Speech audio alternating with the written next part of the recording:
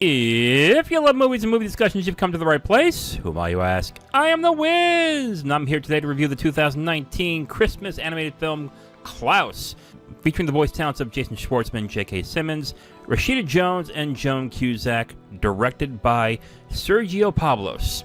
There was one thing that I kept thinking about when I started watching Klaus last night, and that is, are they purposely trying to ape The Emperor's New Groove? Because I swear, there was a lot in the first 30 minutes that just reminded me of that movie. The first thing is the main character, who not only acts like Kusco, but also sounds like Kusco, and basically does the same types of jokes as Kusco as well. And then as the film goes on as well, there are a lot of similarities to that movie. And it was honestly kind of distracting, and that's mainly because I'm a huge fan of that movie. It's one of my favorite Disney films. Right then and there, I kind of had a small issue. It's like, oh god, this is reminding me a lot of that movie.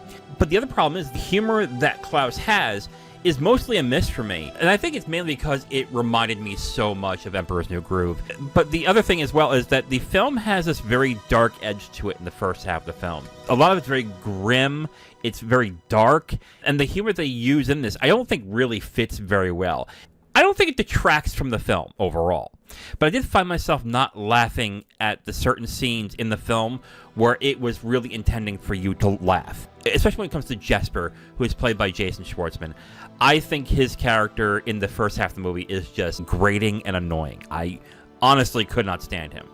Yes, the humor does not work. However, I do like this film a lot, and one of the reasons why is the creative backstory of Santa Claus is very creative and heartwarming. So the film is basically about Jesper, who is a mailman who has to do a certain amount of mail or else his dad pretty much disowns him. And he meets Klaus, who is a hermited woodsman in the opposite side of the town, who turns out to be a toy maker of sorts. Basically, the way that this film is it kind of turns into a Santa Claus origin story. Now, you might hear that and be like, that's kind of corny, but it actually really works. And it works for a couple of reasons. One, the character of Klaus is actually really well written and very well performed.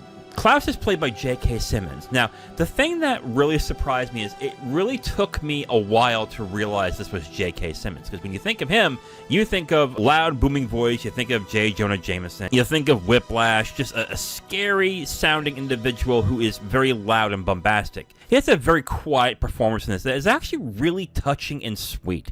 It was something I was really not expecting with this character. Now, I think J.K. Simmons did a fantastic job playing this character. And I have to say as well that the emotional center of this film was completely unexpected and actually rather beautiful in the movie. The first half is more of a comedy. The second half goes into a very heartwarming Christmas story about brotherhood and treating your fellow man well and being a good neighbor. Honestly, it was one of the best things about this movie. And then the friendship that happened between Jesper and Klaus as well was another very well done aspect of the film.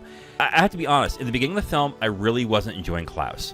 I thought the humor was getting grating, and I was honestly really annoyed with the main character. And honestly, I was looking at the film going, okay, this is like Emperor's New Groove, this is like Emperor's New Groove. And I was like, something's wrong because I don't understand why this is so beloved. But by the second half of the film, I instantly understood. It is such a heartwarming, very beautiful film. Another thing that I really like about this movie is the animation. The characters look like nutcrackers come to life, but it's still in a very evocative way. It's a very colorful movie on top of that, and the way everything's animated is very quaint, but the animation still feels very vibrant. It has a lot of life to it. And when it gets into those heartwarming aspects, I think the animation comes into its own in a much deeper way. I really enjoyed this film at the second half, but I gotta be honest, the first half is kind of what killed it for me. So overall, I'm going to recommend Klaus. But here's the thing, the first half of the film, I really had a hard time enjoying. It wasn't bad, but I thought the humor was grating. But in the second half, the emotional center comes out in the film, and it becomes a very heartwarming and beautiful Christmas movie. I can honestly see myself watching this every year and enjoying it. It's really that good of a film towards the second half of the film. Maybe the first half's comedy will actually warm over to me, but I think the best parts of the film are the animation, J.K. Simmons, and the really heartwarming end to the film. I actually really enjoyed this film, but because of the first half, I can only give it a recommendation. So overall, I do recommend Klaus. Check it out on Netflix if you have not seen it. Now, if you want my full review on this movie, you can go to my website at IamTheWiz.com. You'll have my full written review right on the site, along with a link to the video that has this review that you've just listened to.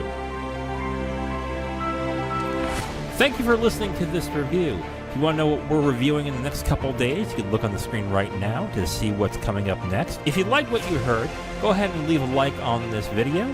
If you want to discuss your opinion on the film or the review itself, please leave a comment. And if you want to hear more, subscribe to the channel. Thank you again for listening. I will talk to you next time.